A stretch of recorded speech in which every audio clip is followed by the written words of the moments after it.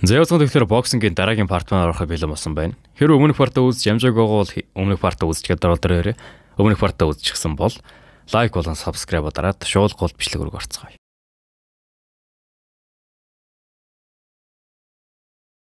Яг энэ байдлыг нэгэн өнгөт арьстай залуу харкаг харан зогсож байдаг. За тэгэд энэ залуу нь яг хэн болох нь тэгээ удахгүй гараад ирэх байлгүй дээ те. За. Зураглал Батаг эмнэлэг твдэж явах үеэр шилжиж нэ. Эмч Мисака тасгалжуулагчид хандаад шударгаар хэлэхэд түүний биеийн байдал сайн байна. Ирүүн сурс. Тийм учраас яаж хийж байгаад идэгсэн байлаач. Ахиж боксч чадахгүй болсон гэдгийг хэлэх хэрэгтэй байна. Мисака тасгалжуулагч Батагийн хажууд нь сууснаа. Тэр үед ахид жаахан эрт алчуур шийдсэн бол. Окей. Бүр анхнаасаа боксч өгөөг бол. Уучлаар. Та хоёр надад түүнийг найдаж үлдээж явахад би ийм итгэл байхгүй хүн байдаг. Би бол гутамшиг. Гэт бодож дуусаж амжаагүй байхад нь хажууд нь Батаас ирсэн ээ. Баярлалаа тасгалжуулагчаа гэж хэлдэг. Тасгалжуулагч нь би илчэм талархах хэрэгтэй нэг юм баг. Бүх зүйл баярлалаа.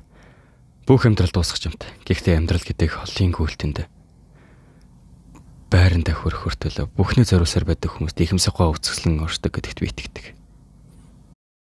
Удалгүй эмчийн яриа орж ирдэг. Ноён Бата метрашгүй хүн юм аа. Их доктортой итгэж байна. Тиймээс бидний төсөөлж өснөөс эрт эмнэлгээс гарч мэдэх юм. Ашгүй тий. Өөнөр. Манай эмнэлгийн нэгэн залуухан хүчтэн их том шүтэн бижрэгч нь байгаа юм. Ноён Бататай уулзах юм бол их баярлалаа. Болох болов. Мэдээж Бата юу гэж үгүй гэж хэлэхвтэй те. Гаднаас нь орж ирэх хөө нилээн хүнд өвчтэй хөөхт байж таардаг. Тэгээ энэ хүүхэд нь яаж манай Батаг мэддэг вэ гэхлээр манай Бата чинь ялсан ялалтынхаа мөнгийг байнгын энэ өвчтэй хүүхдүүдэд хандивалдаг юм байна лээ. Тэгээ энэ хандиваас нь болоод энэ хүүхэд нь яг Батаг мэдчихсэн ингэж хэлж болно. Нөгөө хүүхэд нь манай Батагийн гарын үсгийг авснаа. Би идэхээр яг тань шиг хүчтэй бас дог боксч болно. Гэх үгийг сонссон Бата яг л өөрийнхөө багада аавдаа хэлж байсан үгийг сонсноо бүр ойлоод амждаг. Би хүчтэй байгааз. Ингэснээр Бата маань бүс доороо 31 ялалт, 5 ялагдалтайгаар баг дундчигийн дэлхийн аврага Юто Такатай төгсгөлийн шугам төрсөн юм. Зураглал солилцоход дундчигийн дэлхийн аврага болох Фабрицо Сантарена гэх залуу Бата болон манай Харкагийн тулааныг үзснэ. Энэ нөгөө хүн булганы яриад байгаа жаалуу. Баг дунд болоод дундчингийн хорхоноод одоо өмдөнд тусаж байгаа байх та. Хажуудан суух залуу болохоор дасгалжуулагч мөн менежер Марко Санторино. Тэгэлхтээ мөн төд удалгүй тэд бидний ардаас ирхэн. Өөрийгөө бэлдээрээ. Чиний тулах хамгийн том гар байх болно шүү. Би үргэлж бэлэн байх болохоор энэ арцгар үстэй зээд ирж болно. Түүнд амьдралынх нь хамгийн гайхалтай шоуг үзүүлцгээе. Дөрөв солигдоход бидний хамгийн сайн мэддэг сурвалжлагчийн бодол орж ирнэ. Харка харгас гэгч нь Батаг болгож авсан. Аргагүй дасгалжуулагч гэж ингийн англиар бүрийг эзэгнэж байна. Тэгснээр Харка ч хагас жингийн аврагыг хүртэл ялангуйтаа одоогор бүр 3 бүсийг эзэмшээд байгаа юм билээ. Тэгснээр хөнгөн жингийн бас нэг гай ганцхан цэглэлээр унгаж мургаагаад ер нь л нэг эвгүй. За тэгээ мэдээж ингэж амжилтуудаа баттгсан учраас дараагийн байн дунд жингийн авраг болох Фабрицо Санторино. За хэдүүлээ тэгэл энэ Фабрицо Санторино гэдэг Санторино л гэвчээд өө. Өнөөх сурвалжлагчд бодохдоо Харка болон Фабрицо Санторино. Тэдний эрэг тэмцээнээс бол одоо боксын ертөнц галзуурч байна. Харин цааш нь хоёр боксийн тайлбарлагч яриа орж ирнэ. Харка асар хурцтайгаар жингийн хөнгөнтэйг эзэгнэж байна. Харкагийн хувьд ядын хамгүй Жан Феррер болон Такатыг ялсан. Хөнгөн жингийн болон баг дунд жингийн аврагуудын эсрэг үүсгэх тулаанаа нь ёстой инээ түүнээр амархан байсан байлгүй. Харкагийн дараагийн өрсөлдөгч ойлгомжтой үсттэй. Тийм ээ хүмүүсээ. Энэ бол дэлхийд дахиндынхаа боксийн фанатуудын хамгийн хүслэн хүлээж байгаа тэмцээн билээ. Одоогор боксийн ертөнцид хамгийн их анхаарал татаад байгаа хоёр боксч. Фабрицо Санториногийн эсрэг Харка. Тэдний тэмцээн энэ үхэнд ирээд байна. Тэгэл юун хоёр тайлбарлагч ингээ юм ярьж исэн бэ гэхлээр энэ хоёр тайлбарлагч чинь амхандаа Харкагийн нэгэн тэмцээний дараа үг хэлж байсан юм байна лээ шүү дээ. Тэгсэн энэ хоёр тайлбарлагчийг нь юм ярьж дууссан үгүй юу? Дивжин дээр Пафрезо Сантарена гараад ирээд ирдэг. Тэгээ гарч ирснэ. Микрофон өгдөө. Шүүгч нь микрофон өгсөн чинь ама татцгаан муусан гахаа нута. Хөндлөлт үзүүлэх гэж ирлээ. Чи нэг цохиулалгүйгээр 4 жингийн ингээл эзгэнсэн гэсэн байхаа. Яарт гисэн юм. Чамаг нэрээ асар их хүндэлж яах хөшөө. Гайхалтай. Гэхдээ тэр гайхаад байгаа юм. Тэдгээр гахаанууд ч ихсэн мэдмээр байгаа бах. Чи сумнаас хүртэл болтож чадах уу? Гиснээ буу гаргаж ирээд бүр туулгаж идэг бууи юм аа нэр. Тэгсэн хүмүүсээс шуугал юу вэ? Юу боо вэ? Энэ мө солиотой нааш. Энэ удаа бас яг за уучлаар. Тэгээ дууруулах гэдэг чи аюур ингэж гэдэг юм аа. За би ваа бивдчихл. За би болчи. За ямар ч тэгэл хүмүүсийн шуугалддаг. Тэгсэн нөгөө Сантарена чи амар инээснэ. Та хэд ч гэсэн мэдих гээд өгөж байгаа үсттэй. Мэдэж байна. Тимээс аваатаа зүгээр л надад баярлаа сууж бай. Тэгээ бас эн чинь муучгүй бас боксing клуб штэ тий ингээ боксing холбоо хамгаалагч байж л таараа. Тэгсэн нөгөө Сантарена чинь хоёр хамгаалагч руу хандсанаа. Би та нарын оронд байсан бол хөдлөхгүй л байх байлаа.